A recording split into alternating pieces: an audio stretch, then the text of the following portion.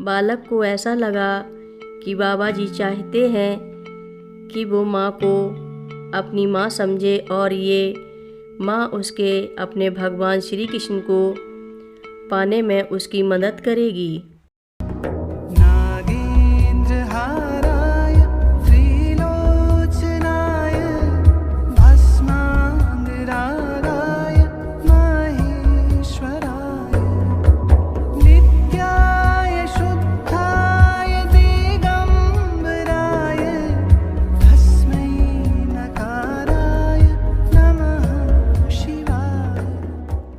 रक्षा सूत्र चैनल पर सभी भक्तों का स्वागत है।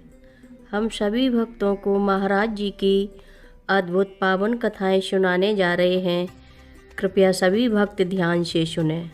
मार्च महीने के अंत या ज़्यादा से ज़्यादा हुआ तो अप्रैल माह के शुरू में माँ वृंदावन छोड़कर कैंची चली जाती है। तब फिर मैं भी नियमित रूप से कैंची आश्रम जाने लगता।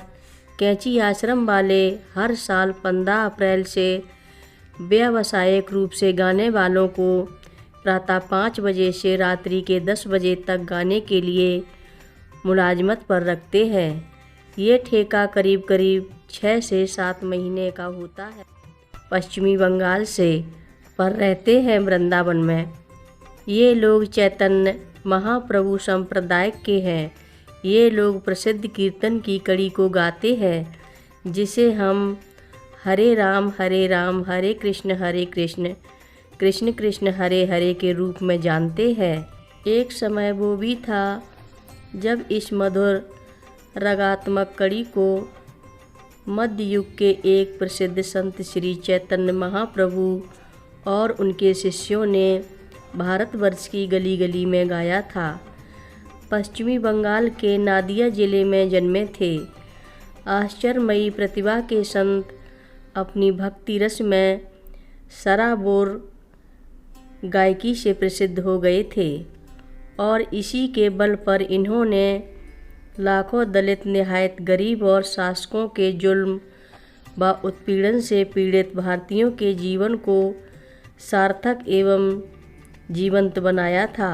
सैकड़ों और हजारों की तादाद में लोगों ने इस लालमय मधुर धुनों को अपना लिया और श्री चैतन्य के पीछे पीछे चले।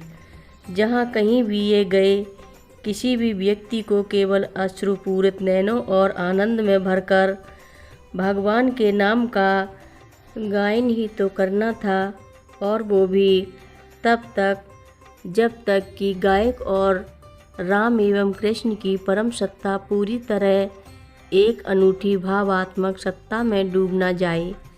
इन जादू भरे शब्दों के गायन में इतनी शक्ति छिपी है कि आज भी वृंदावन में इस संप्रदाय के लोगों की ये पारंपरिक परिपाटी है और उनके जीवन निर्वाह का साधन है। मार्च के महीने में हम वृंदावन के इन्हीं लोगों में से 10-12 लोगों को चुन लेते हैं। ये सब सदस्य किसी एक को अपना मुखिया मान लेते हैं, तो इनकी सारी देख रेख करता है। प्रति वर्ष हम इन्हें कैंची ले जाते हैं। इस तरह ग्रीष्म काल में ये गायक लोग वृंदावन की जानलेवा गर्मी से बच जाते हैं। इसके साथ ही ग्रीष्म काल से शरत काल तक के 6 महीने का पहाड़ों का ये प्रवास उनके लिए एक मनभावन बदलाव हो जाता है। इन आने वाले गायकों में से बहुत से गायक आध्यात्मिक ज्ञान के सच्चे जिज्ञासु होते हैं। ये लोग आम आदमियों से बहुत अलग तरह के व्यक्ति होते हैं और आप इन्हें इनके व्यवहार से बड़ी आसानी से पहचान सकते हैं। एक साल इस दल में एक नवयुवक था जिसका नाम था बालक। उसमें अभी भी बचपना बाकी था और उसका ये गुण ही आपको शीघ्र ही उसे प्यार करने के लिए बाध्य करता था। उसकी उम्र यही 18 वर्ष के आसपास की थी। हिंदी और बंगाली दोनों भाषाओं में बालक शब्द का अर्थ है बच्चा। वो खुद भी पश्चिमी बंगाल के नादिया ज़िले से था, जो कि श्री चैतन्य महाप्रभु की जन्मस्थली थी। उस साल बाकी के सब गायक लोग तो अक्टूबर के महीने में वृंदावन वापस चले गए, लेकिन बालक कैंची में ही रहा। दरअसल माँ ने ही उसे वहीं टिका रहने के लिए आमंत्रण दिया और उसने उनका आग्रह मान लिया। माँ ने मंदिर में आरती करने का काम दे दिया और उसने ये काम अपने पूरे मन से किया। धीरे धीरे कैंची आश्रम के सब वासी और प्रबंधक लोग उसके मित्र बन गए और उससे स्नेह करने लगे। बालक ने जाड़ों के ठंड के महीने कैंची में ही बिताए। जब अगले साल उसके सगे साथी ठेके पर फिर से कैंची आए, तब भी उसने आश्रम का काम करना ही पसंद किया, ना कि उनके साथ गाना। अलबत्ता कभी कभार वो उनके साथ गाने पर भी बैठ जाता। मेरी उसके साथ मित्रता हो गई और एक तरीके से मैं उनका बड़ा भाई बन गया।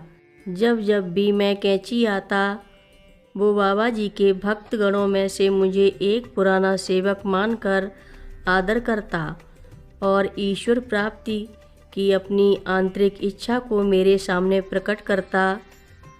तब तक कैंची आश्रम में बाबा जी के मंदिर की स्थापना हो चुकी थी।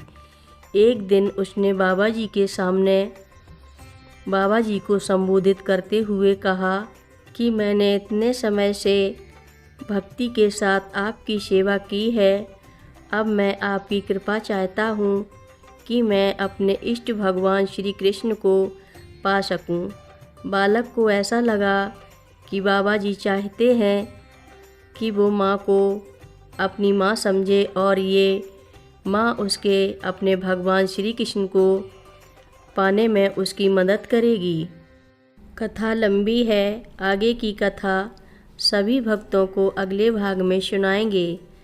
हर रोज़ महाराज जी की कथाएं सुनने के लिए रक्षा सूत्र चैनल को अवश्य सब्सक्राइब करें, शेयर करें और लाइक करें। घंटी बजाना ना भूलें। बोलो नीव करोरी बाबा जी महाराज की जय बोलो।